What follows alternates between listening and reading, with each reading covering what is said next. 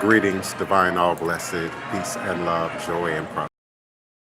You are now sitting live with the Divine Prince, Pan African Spiritualist, practitioner, author, and advisor, Elagun Oloye, Hoodoo Obeya Bakua, sharing with you in all things spiritual, mystical, metaphysical, cosmic, evolutionary, revolutionary, healing, and holistic from a Pan African Hoodoo world spiritualist perspective, understanding that all is truly and indeed a blessing if you can just see beyond the veils, for it is all just an illusion and a test and one of the greatest divine mysteries of this life cycle. This is my constant prayer, my mantra, affirmation, reverberation, and my ever-living reality.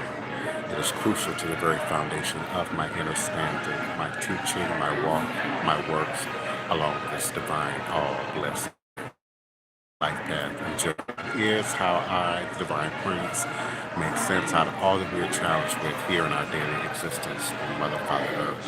And it is my personal place of power and understanding, the place from where I begin, the place from where I realize and crystallize all my endeavors, understanding that I alone create and co-create my divine destiny, and I alone create my divine, all-blessed reality. And so it is, Ashe. I had this show for today pre-loaded, pre-scheduled, and for some reason now, due to my mobile app, I was unable to access the show as it was scheduled for today. So I'm going to do my live broadcast now in this new stream and then transfer that information, that detail, those pictures over to this podcast. Of course, I am at Tremaine Coffee House in the historic Tremaine, and You Get Me is here with me. Hello, everybody. It's Get May. We are officially down at the Tremaine Coffee House, and we're just trying to make something happen today. Yes, indeed. All is a blessing. So this is the first time I've ever tried to broadcast in this way in a public space. It's sort of an experiment, if you will. So please be patient with me as it relates to background noise, as it relates to things that might be out of our control, as it relates to the environment in which we are broadcasting in. I wanted to talk today about several things. I generally titled the show Secrets, Unknowns, Mysteries, and Lies as it relates to ancestral DNA. Ancestral DNA is an ongoing, popular topic that we can discuss from many perspectives today in this space. Greetings, everyone, greetings. And I hope you can hear us clearly in this environment. So please do let us know if there are any buffering or audio issues. But as I was stating, we want to talk about ancestry from its myriad perspectives. But I also want to talk today specifically about why it matters and how we then apply this information to our spirit lives, but also to our daily lives and the activities. Thank you so much, Constant Cash Flow. I really appreciate that. They can see us and hear us well. Oh, So well. just lean in a little bit Lean in more. a little bit. Yes. Yes. Lean in a little bit more. And of course, we will be glad to respond to any questions or comments as we move through the context of the show. I cannot, however, respond in writing to any questions or comments the way I normally would be able to do from my computer because we are using a mobile app. So we can only respond to your questions and your comments in a verbal way. And we do absolutely appreciate your participation, involvement in the show. I'm going to start off by laying sort of a foundation for which we can move on and then You Get Made will join in and bring her input and her expertise to the conversation. Because as I've suggested, there are more than one way to look at this topic. There's more than one way to examine what the value of ancestral DNA is, and then what we do following with that information. I have no godchild, no student, no actively engaged client who has not had DNA done. We're not talking about our feelings today. We're not talking about what we heard today. We're not maybe even what grandmama or parents or family members might say. Because many of us, particularly those people of color, come from cultures and traditions where things were spoken and passed on. Things were said and passed on. And we now live, particularly today, in a digital age, a day of information, a day of being able to digitally archive information. And so we're moving away from just feelings, how we feel, and more in the direction of what is factual, what is actual, and then how does that show up? How do we then apply that to our practice, to our activity? The very first level, the very first stage, the very first activity with me is ancestral. For indeed we stand on the shoulders of mighty ancestors. Without those ancestors, we're indeed what we be as a human,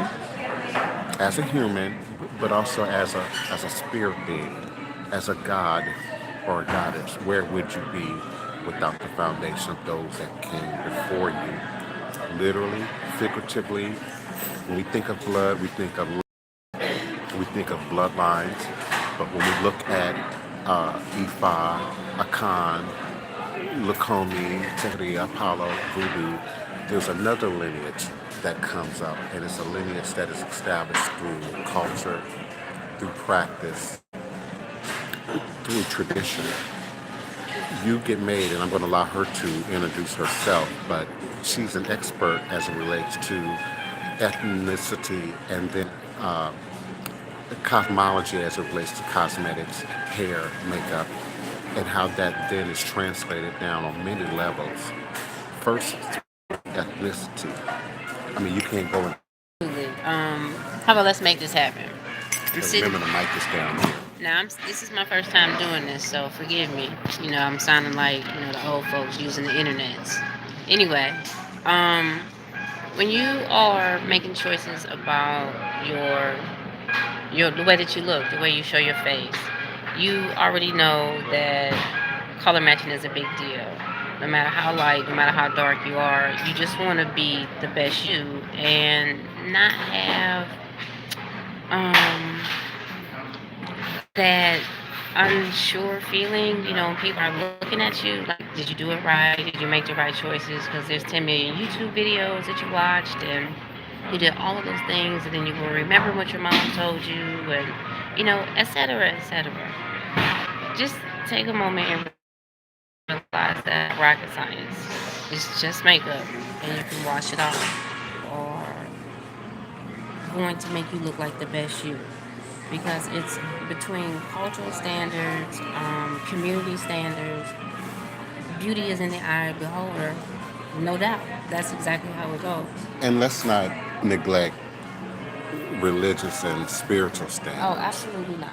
There are particular paths, particular traditions that people walk in.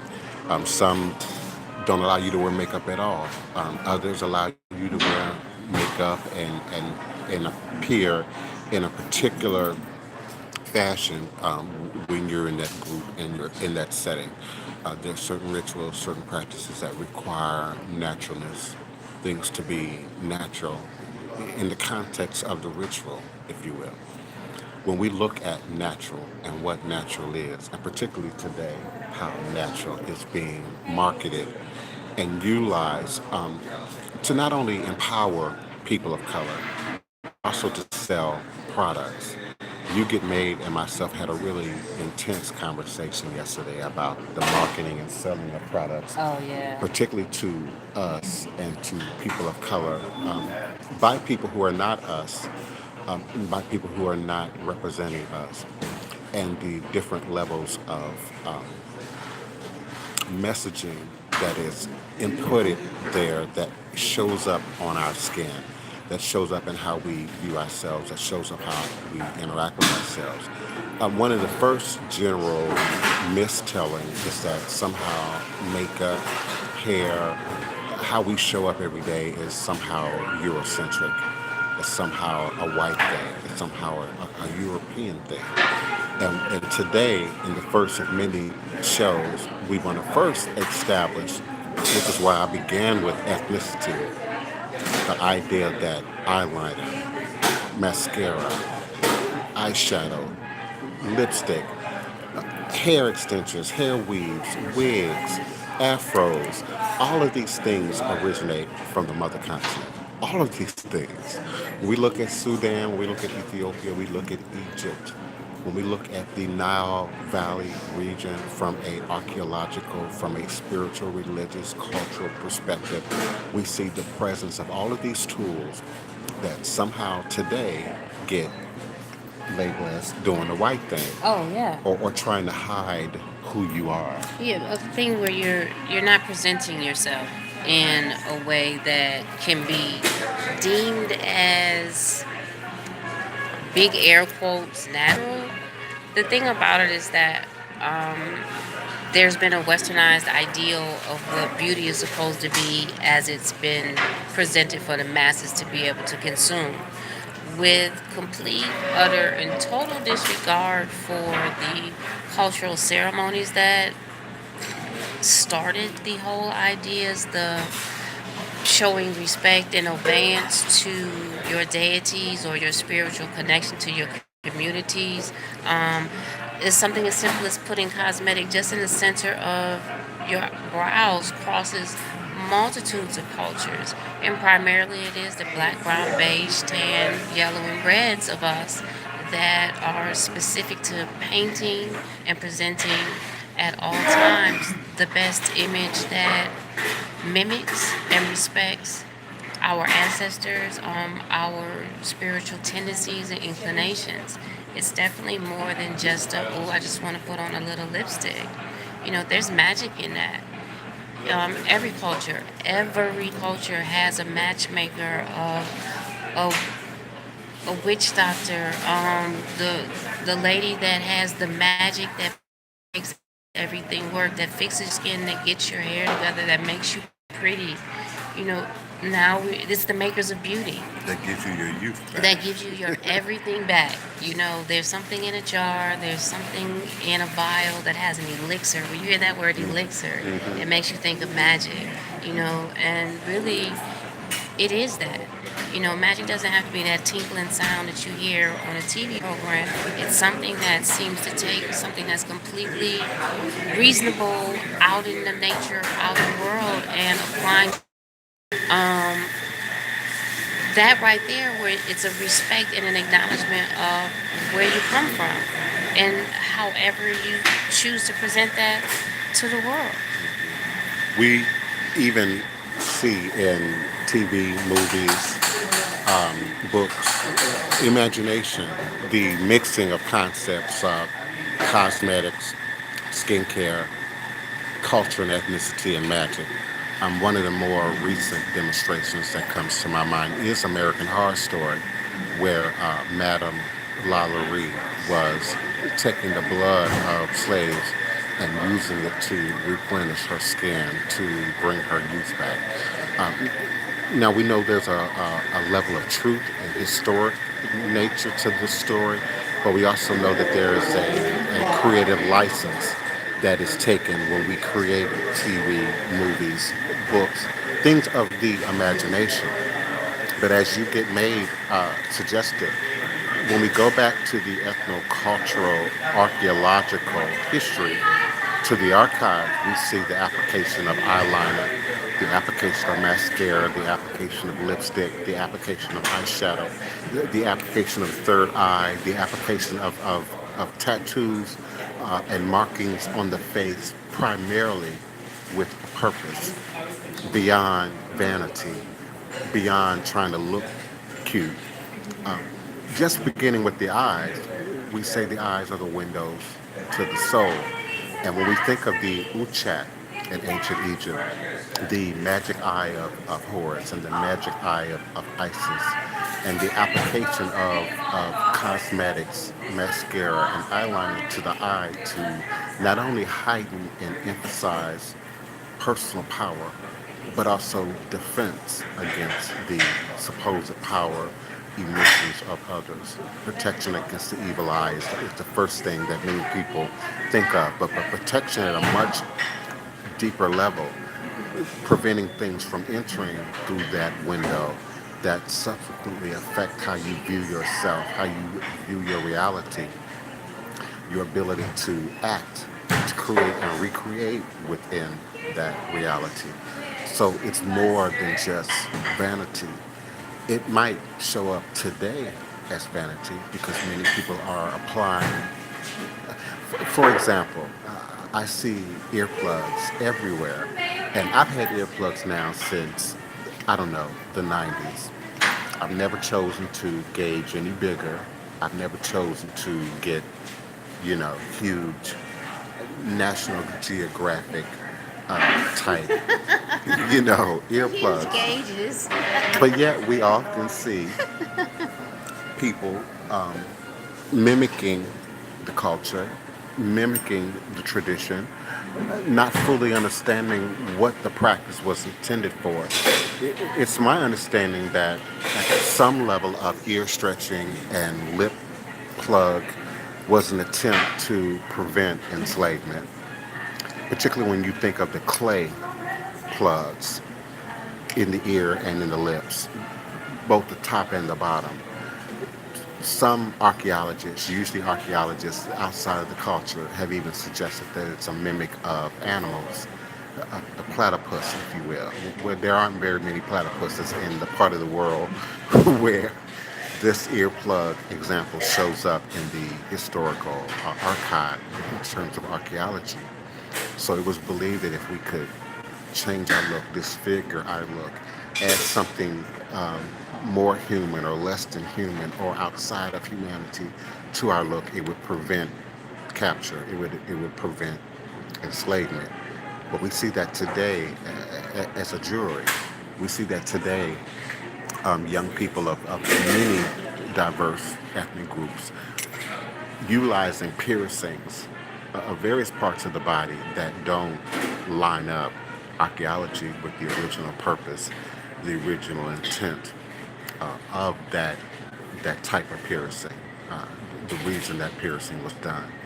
We do it now because we believe we can. We do it now because it's different. We do it now for shock value. But the truth is not being passed along. The information is not being passed along. The why. In all my years of study, of Pan African study, I've yet to see tongue piercing, inside of your mouth piercing, outside of a religious context, outside of a spiritual context. So that's the type of information that you get made, Yeah. and myself would like to share today. Yeah. You know what? I would say that when you speak to the piercing thing, that goes to culture specifically that speak to bloodletting and things of that sort, where the pain and thing take you to another state of consciousness and another state of awareness. And then being able to continue to wear any type of jewelry or ornamentation in there is a continual notification to anybody that sees you that you have committed that energy to your gods or your deities in that fashion. Overall, things happening on the side. When it comes to that, across the board, cosmetics, dressing, grooming, any type of artifice that you're doing is your immediate communication to anyone that sees you with your social status is, what your religious or cultural pursuits are. That's first things first. We are a visual animal.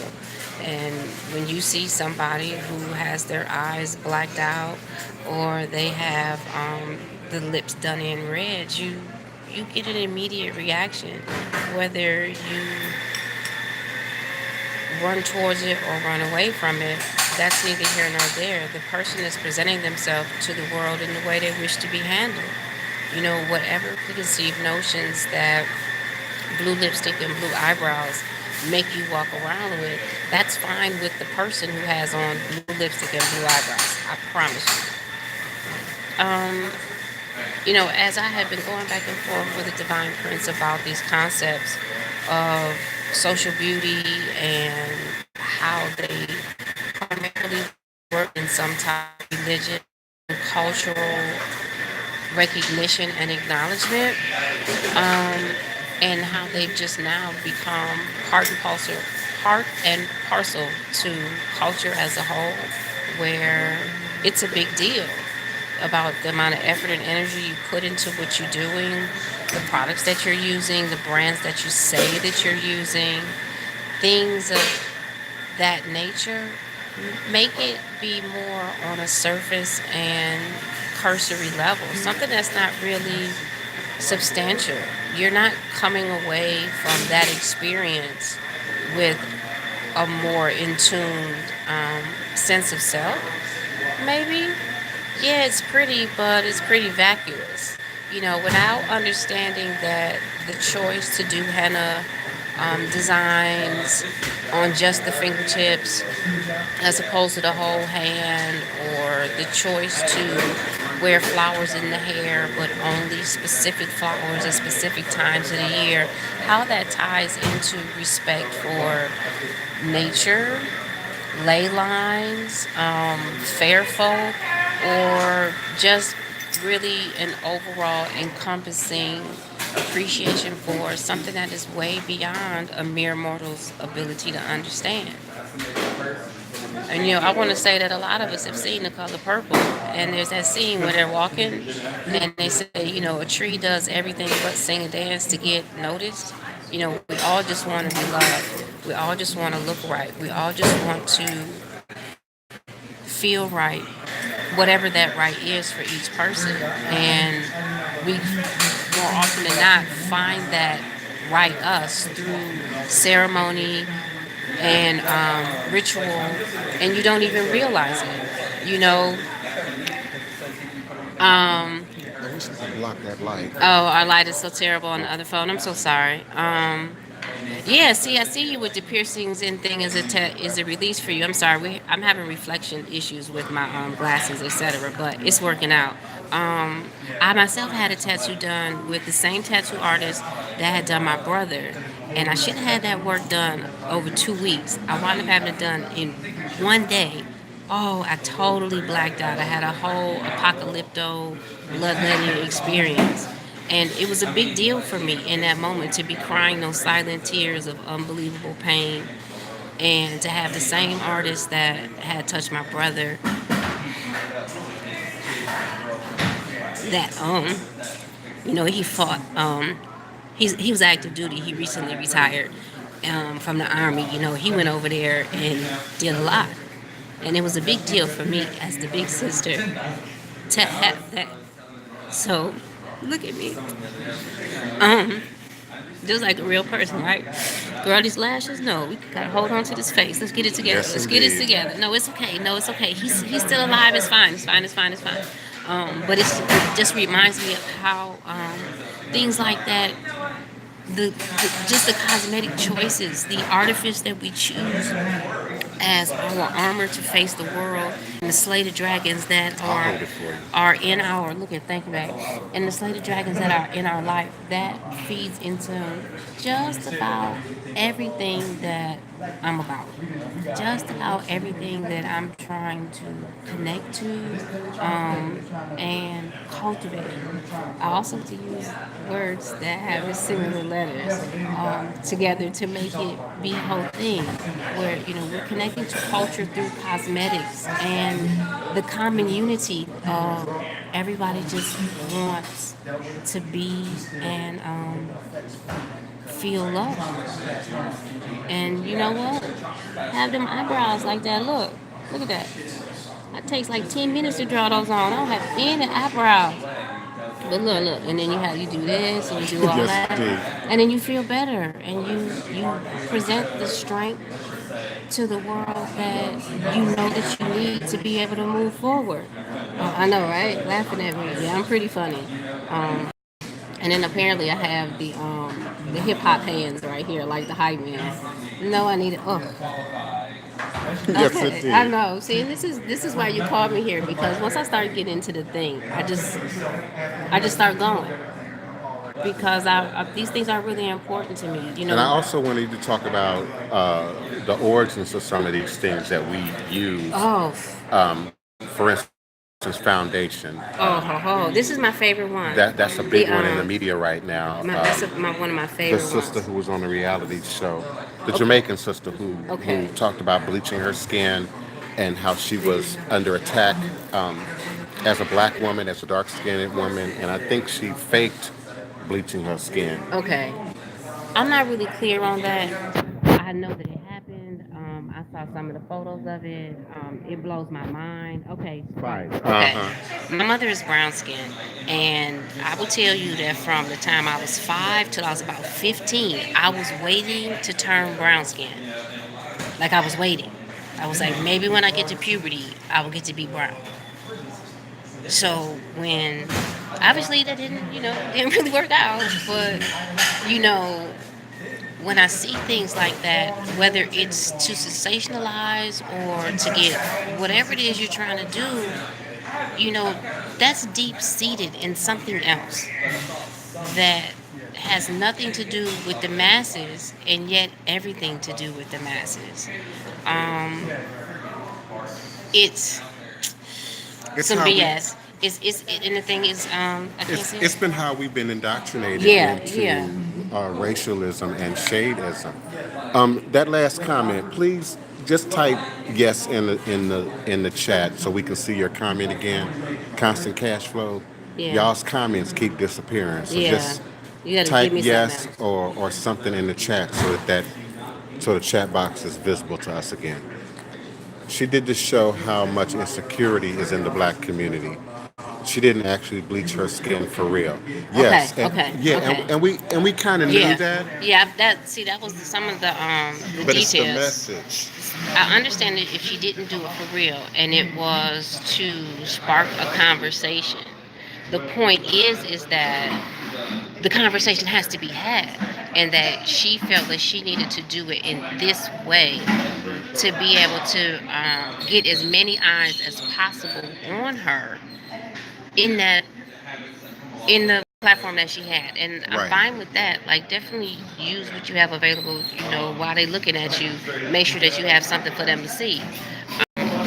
It more so speaks to the unfortunateness that if you have some hydroquinine over 0.2% in your cabinet, you should be throwing it away. The shop culture, like, miss me with all of that, really. Real talk. My face went to the steering wheel twice in high school. I had my face rebuilt. And I've spent 2 years trying to get my skin to be back the same color on one side to the other side. Regardless to whatever I think about myself, I look at every brown skinned person as, ooh, I wish I was. Ooh, I wish I could be like that. Almost all of the women in my family are some shade of brown, darker brown. Like, I stand out. And all of the BS that goes along with that, oh, because you lighter, you think that you're better. or all of those types of things. That feeds into the the homogenization of what beauty should be, an overall homogenization that had become pervasive since somewhere around the 1880s when cosmetics became available to just for common consumption in the US. And it goes even further to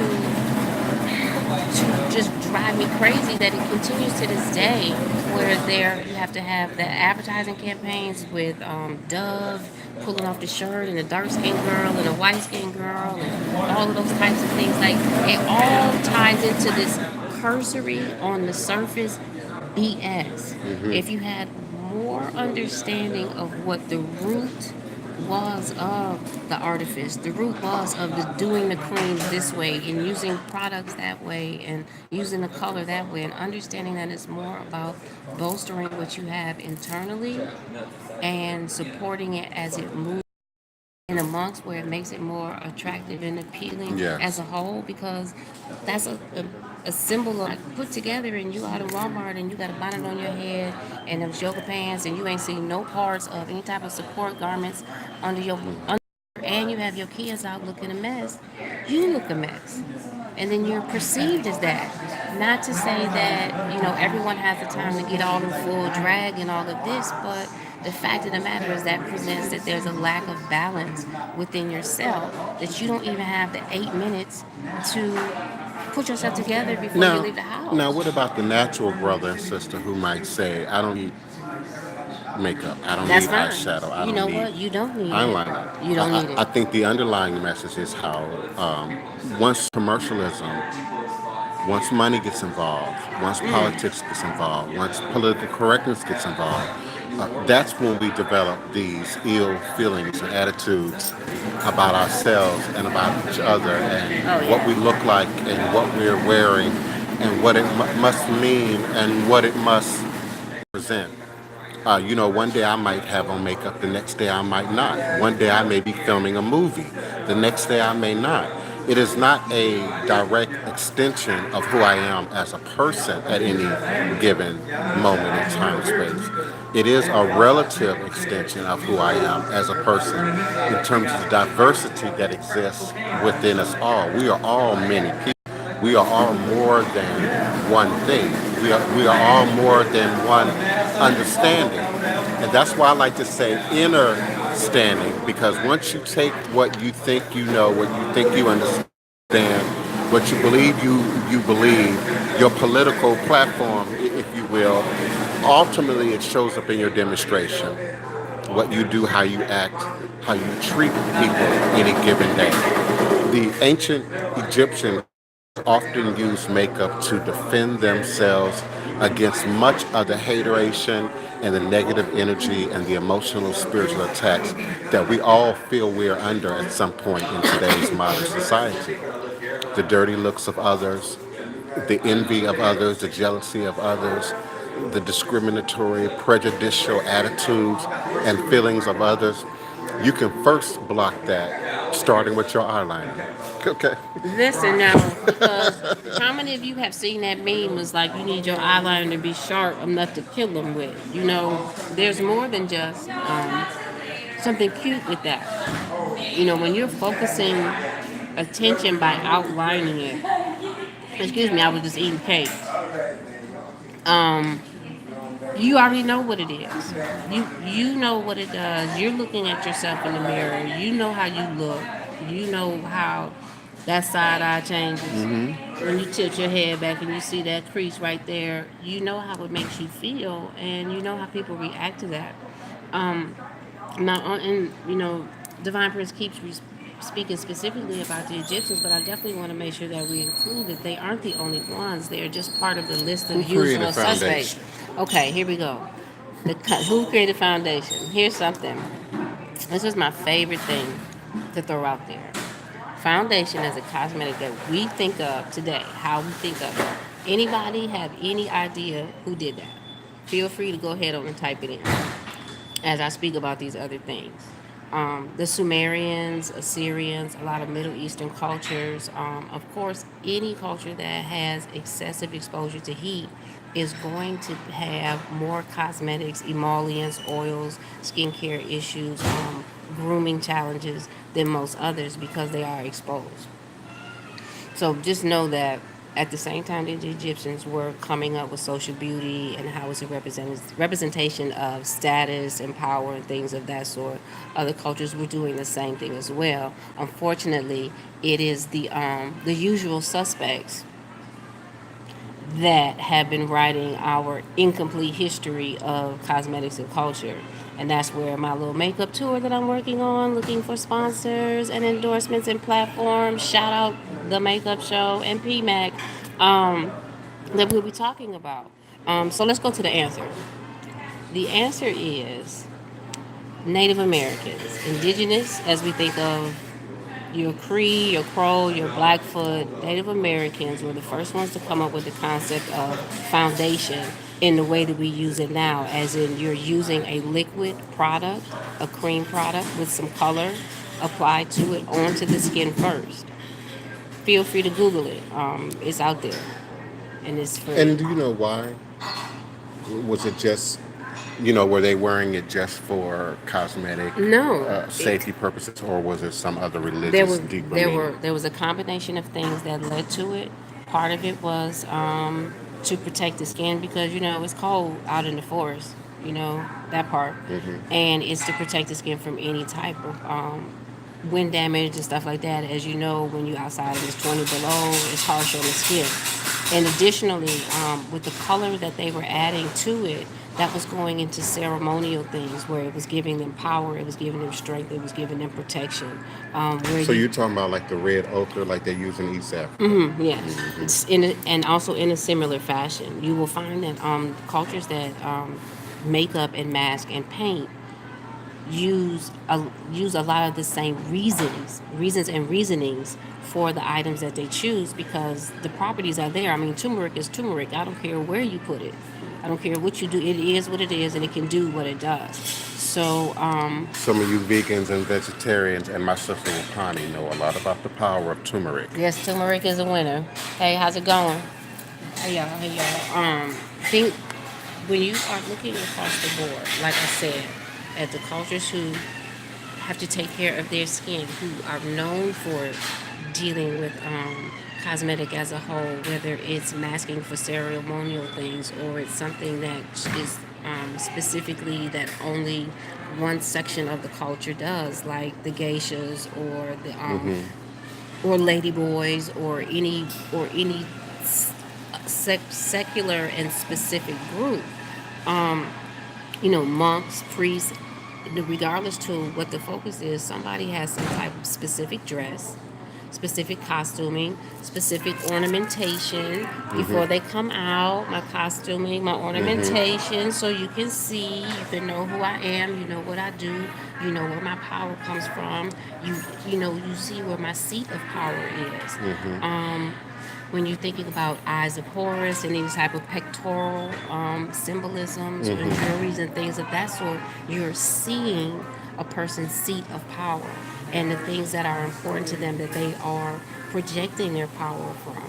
It is something that has become self-evident when you Right. realize that no matter what you say out of your mouth, I can still see you in everything that's before me. It's your demonstration. There is nothing about me that leads you to believe that I am not going to notice that you have on black socks. I'm going to notice that you have on black socks. I'm going to notice if you have white socks. I'm going to notice if you have a run in your hose. I'm going to notice if you need to do those toes. I'm going to notice if it's all done. And if it's either way, I see it and I see you in that. There's no judgment. It's just, it is an acknowledgement and you move on. Now, mind you, when you all the way together, you already know, like I tell you, you are some cute today. I will stop in the middle of what I'm doing and acknowledge your whole you-ness because that didn't happen by accident. You did that on purpose. You did that on purpose to present yourself to the world. I'm cute today, and this is my look. This is how I feel. I want my mustache to have the curly Q or Hotep, whatever. Hotep Wu, divine peace and blessings. Greetings. Thank you all for being here with myself, Voodoo Chief Divine Prince, and also You Get Made. You get made right here. We, as always, are talking about hoodoo, voodoo secrets and Hey, recipes, but Zach. we're specifically talking about cosmetics, appearance, Hey, Abby. look, prejudices. Many of the things that within our community today become a distraction from the real truths, a distraction from the real work, Hey. a distraction from what's important. We talked about You need to make Spice, some Jamaican Spice bread on the and reality eat TV crust. show, and uh, her whole approach to colorism and skin bleaching and Oh, her appearance and her perception of how people responded to her based on her appearance. In Yangu, you greetings, peace and blessings. Thank you all for being here to support not only my daily broadcast, but also to support my newest co-host, You Get Made. co-hosting from the couch. Yes, You Get Made and I met on the movie sets, on the TV Yes. show sets, working, doing what we do to keep the lights on. But it's also in that environment that we connected and unified culturally, conceptually, artistically, and now professionally. So we certainly appreciate you. We ask you to follow her, Google her, get her Yes. contact information. Make sure you with her Yes. on Twitter. Make sure you with her on Instagram, just as you will me. Hmm. Some of you are still anticipating my ABC Sunday Fun and Games debut. Just know it's coming. I'm still not allowed to say exactly when, exactly where. Can't Some of say when you and where. are paying attention and have an idea that it's coming. Just support the show.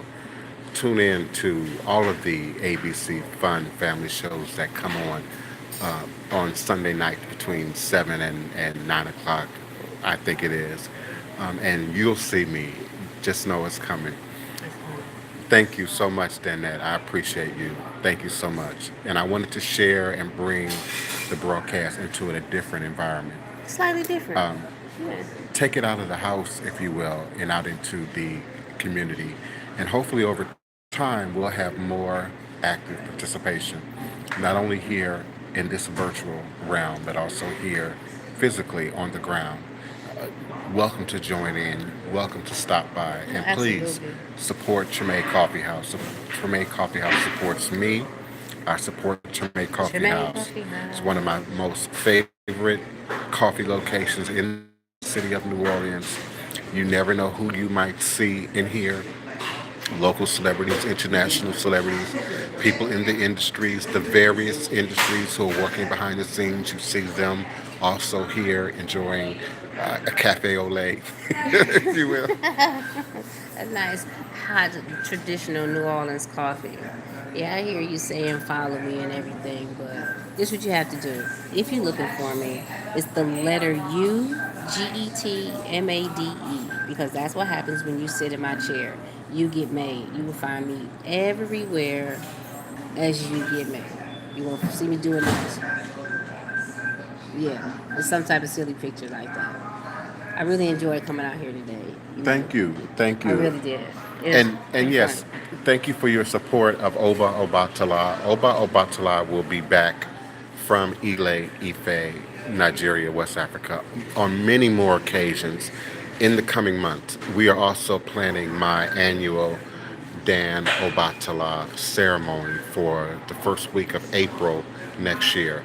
And not only will Oba Obatala be here, the Oba for the U.S. for Obatala for Ile Ife, but also his father will be here. So the Obatala Fest for 2020 is going to be major. And if you want to be a part of this festival, this ceremony, because it is also in conjunction with my initiatory ceremonies, when I'm initiating clients, godchildren, and bringing them into traditions, there are certain ceremonies that are public, that are more orchestrated, that are a symbolic representative of you not only being reborn, but also coming out into the community. And the April Obatala Fest is one of our most popular and biggest times to come together. So we invite you to get on board now so that you'll be ready when the Oba Obatala does indeed return. He will be here on the show in the coming month. We're also going to have very well-known representative of Haitian Voodoo, who now resides in California. He will also be here with us in the coming week on the show. So I look forward to you all being here, being present, being with us.